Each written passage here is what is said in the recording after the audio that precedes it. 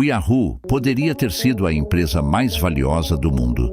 Um dia, foi o site mais visitado na internet. Eles tinham um valor de 128 bilhões de dólares. E nos anos 1990, tiveram a oportunidade de comprar o Google por apenas $1 milhão. Mas o Yahoo disse não. Hoje, vamos contar a ascensão e queda dramática do império original da internet.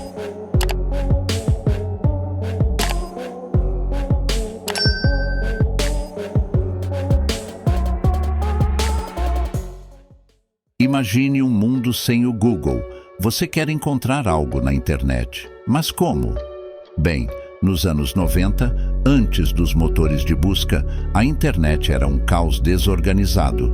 Foi quando dois amigos da faculdade, Jerry e David, fizeram uma lista de todos os sites que gostavam. Uma espécie de diretório dividido em diferentes categorias. Eles compartilharam essa lista com outros amigos, que por sua vez compartilharam com os amigos deles. Em pouco tempo, esse diretório estava recebendo milhares de visualizações. No entanto, isso nunca foi destinado a ser um negócio. Jerry e David simplesmente criaram esse diretório por conveniência, para manter o controle de seus sites favoritos em um só lugar, e eles o chamaram de Guia de Jerry e David para a World Wide Web. Mas em 1994, a Netscape lançou um navegador da web chamado Navigator, que muitas pessoas começaram a usar. Os criadores desse navegador colocaram um link para o diretório de Jerry e David no topo, para que as pessoas pudessem encontrar facilmente sites para navegar. Isso significava que, em questão de meses, o diretório deles estava recebendo milhões de visualizações. Isso soa ótimo, mas na verdade significava que Jerry e David precisavam investir em servidores para lidar com todo o tráfego. Eles também precisavam contratar pessoas para analisar os novos sites que as pessoas estavam enviando para o diretório deles. Portanto, David e Jerry perceberam que não tinham escolha. Se quisessem continuar, precisavam transformá-lo em um negócio. Primeira decisão: eles precisavam de um nome apropriado para o negócio.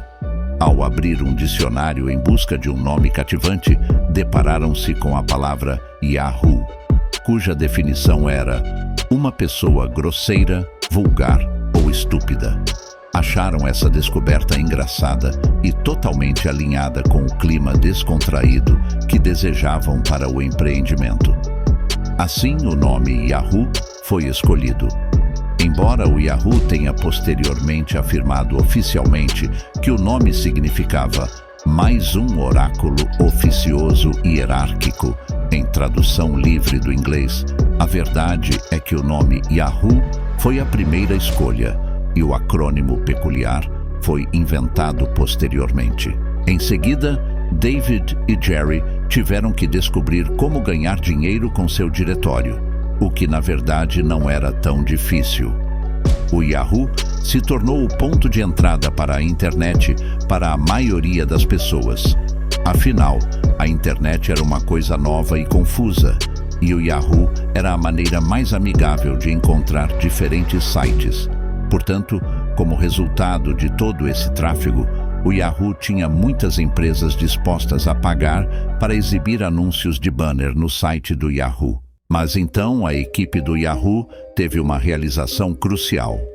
Como podiam ver os dados das categorias e sites nos quais as pessoas mais clicavam em seu diretório, estavam perfeitamente posicionados para criar produtos e serviços que as pessoas desejavam. Em vez de apenas direcionar as pessoas para outros serviços, eles poderiam construir seus próprios serviços. E assim, poderiam obter ainda mais visualizações de página, o que significava mais dinheiro com anunciantes. Por exemplo, eles perceberam que muitas pessoas estavam clicando em sites de salas de bate-papo. Então, o Yahoo criou suas próprias salas de bate-papo e vinculou a elas. Em pouco tempo, lançaram seus próprios serviços de compras, compartilhamento de arquivos, jogos, esportes, finanças e muito mais. Porque podiam ver que essas eram as coisas nas quais os usuários mais clicavam. Claro, uma empresa com uma estrutura organizacional tradicional nunca teria conseguido construir e manter todos esses produtos diferentes. Então, em vez disso, o Yahoo contratou o máximo de pessoas possível e as agrupou em equipes de produtos diferentes. E cada equipe tinha um líder que agia como um CEO. Em outras palavras, o Yahoo era como uma coleção de diferentes startups, cada uma focada em um produto de internet totalmente diferente. No ano 2000, o Yahoo tinha 400 produtos e serviços diferentes.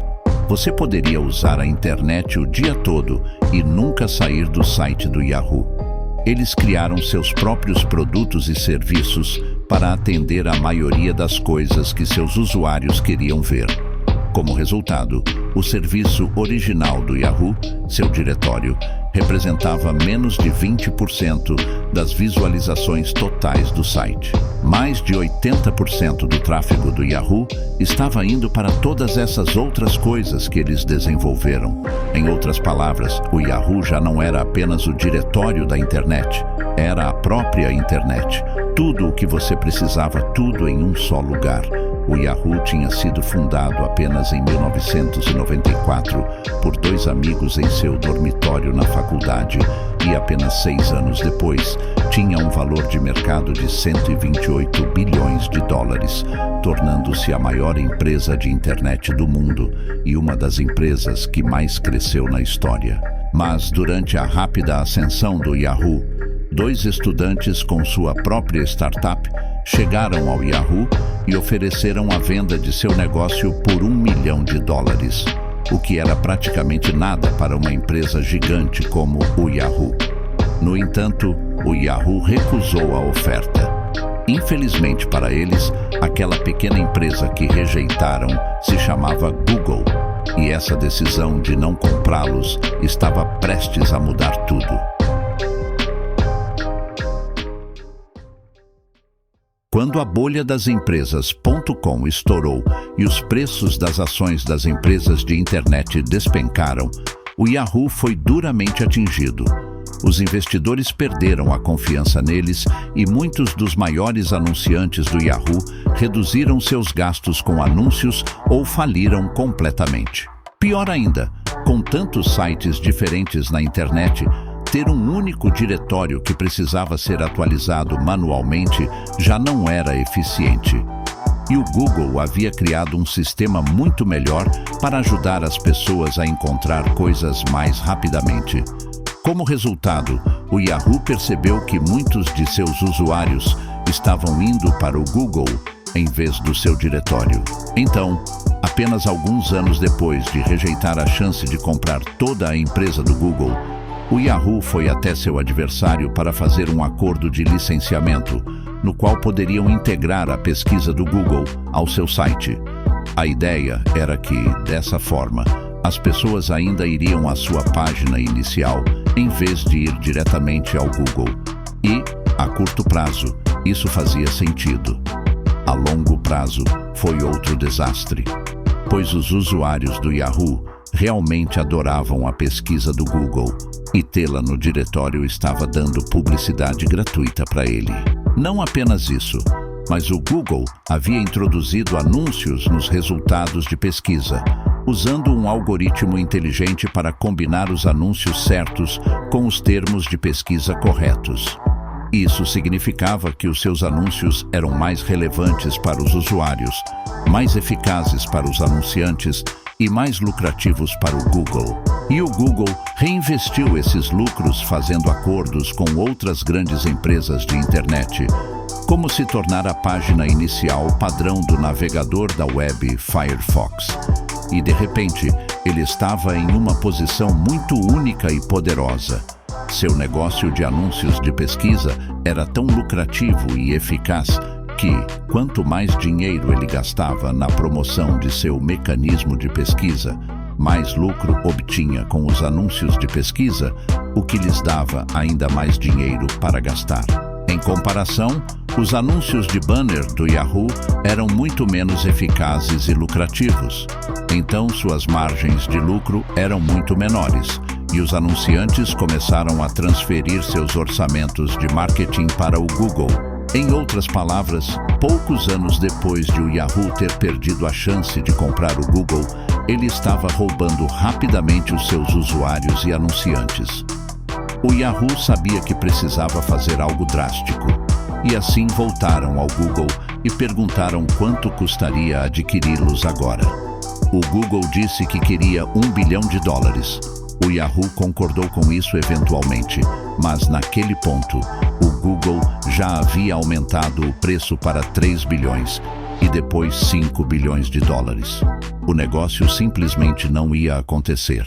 Depois disso, o Yahoo removeu o Google completamente de seu site e construiu seu próprio mecanismo de busca para competir diretamente. Mas logo ficou claro, o Yahoo já havia perdido a guerra, e seu diretório estava se tornando cada vez menos útil a cada dia. Portanto, se o Yahoo quisesse manter sua supremacia, precisava concentrar sua atenção em outros serviços. E uma grande oportunidade para ele fazer isso surgiu em 2006. Executivos do Yahoo se sentaram para uma reunião com o fundador do Facebook, Mark Zuckerberg, e foi acordado que o Yahoo compraria o Facebook por $1 bilhão. Zuckerberg, na verdade, não queria fazer o acordo, mas seu conselho de administração e investidores disseram a ele que, se o Yahoo oferecesse $1 bilhão, ele deveria aceitar. No entanto, no último minuto, o Yahoo tentou pechinchar com o Facebook e disse que só poderia oferecer $850 milhões. Essa tática de negociação teve um grande efeito negativo. Zuckerberg saiu da reunião se sentindo encantado. Como o Yahoo havia oferecido menos, então ele recusou a oferta e pôde continuar administrando o Facebook como uma empresa independente. Mais uma vez, para o Yahoo, tentando economizar alguns milhões, eles acabaram perdendo uma empresa que hoje vale cerca de $1 trilhão. A parte mais louca é que o Yahoo literalmente fez centenas de aquisições e fusões, incluindo $5,7 bilhões por um site chamado Broadcast.com, e mesmo assim recusou o Facebook e o Google. Eles também perderam acordos com o eBay e até o YouTube. Apenas imagine como a internet e o mundo inteiro poderiam parecer diferentes se o Yahoo tivesse comprado essas empresas quando teve a chance. Talvez você estivesse assistindo ao canal complementar no Yahoo Video agora.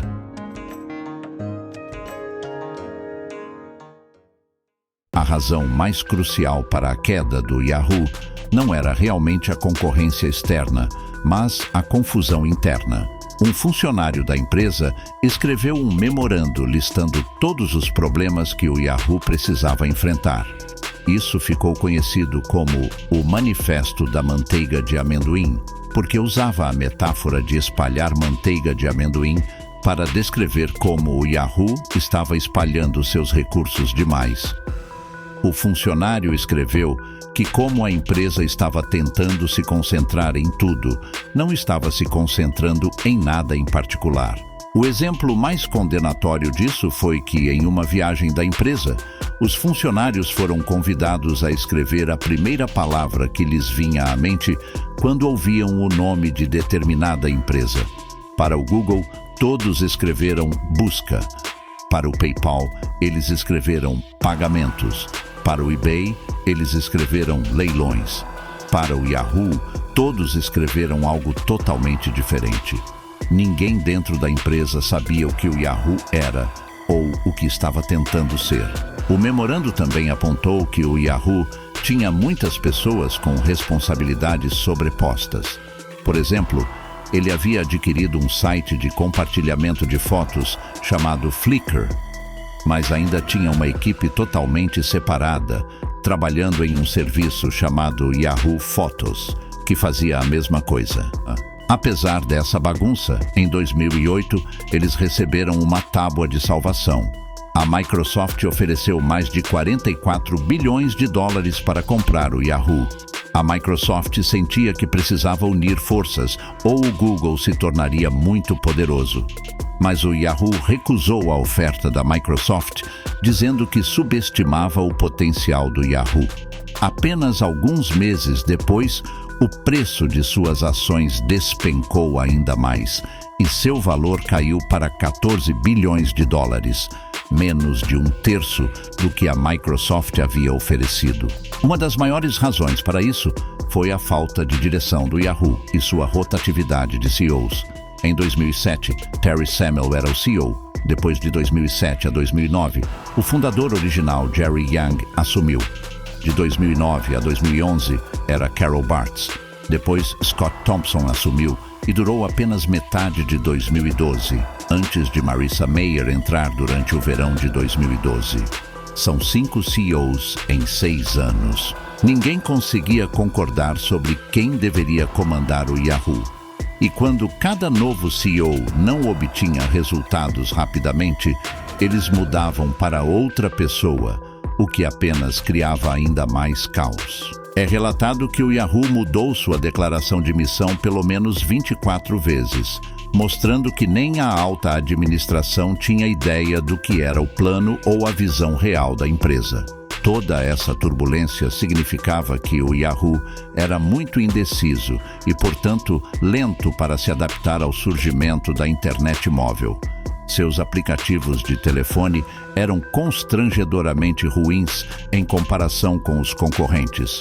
E isso significou que seus serviços mais populares eram o Yahoo Mail, que começou a perder muitos usuários, porque as pessoas mudaram para aplicativos de e-mail em vez do site do Yahoo. Mas a maior razão de todas para a repentina queda do Yahoo é, na verdade, bastante simples. Quando foi lançado, seu diretório resolveu um problema real. Tornou a internet inicial muito mais fácil de usar. No entanto, assim que as pesquisas assumiram e substituíram a necessidade de um diretório, o Yahoo nunca mais encontrou seu propósito. Ele se tornou a personificação de quem faz tudo não é o melhor em nada. O Yahoo fazia muitas coisas de maneira mediana, mas não era mais o melhor em nada. Com o tempo, todas as suas centenas de produtos e serviços foram superados por alternativas melhores. O Yahoo Shopping foi superado pela Amazon, o Yahoo Messenger pelo WhatsApp, o Yahoo Mail pelo Gmail e o Yahoo Respostas pelo Quora. Em um momento, o Yahoo realmente era o rei da internet, mas por meio de uma combinação de más decisões, indecisões, produtos medianos, concorrência acirrada e liderança fraca, eles perderam tudo. Em 2017, a Verizon comprou o Yahoo por 4,48 bilhões, o que é menos de 1/10 do preço que a Microsoft havia oferecido. No entanto, a Verizon também não conseguiu reviver o Yahoo e o vendeu novamente em 2021. Claro, o Yahoo ainda gera receita. Na verdade, vários de seus produtos, como o Yahoo Mail, ainda têm muito tráfego. Mas isso se deve principalmente às pessoas que criaram seus endereços de e-mail com eles anos atrás e simplesmente não mudaram para uma alternativa.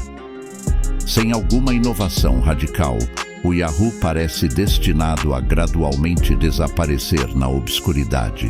Isso levanta a pergunta: qual será o próximo grande império da internet? Para mim, a resposta é a ByteDance, a empresa chinesa que detém o TikTok. A maioria das pessoas sabe muito pouco sobre a ByteDance, mas acredito que eles podem se tornar a maior ameaça que o Google já enfrentou. Se você gostou deste episódio, não deixe de curtir e ativar as notificações para mais vídeos como este.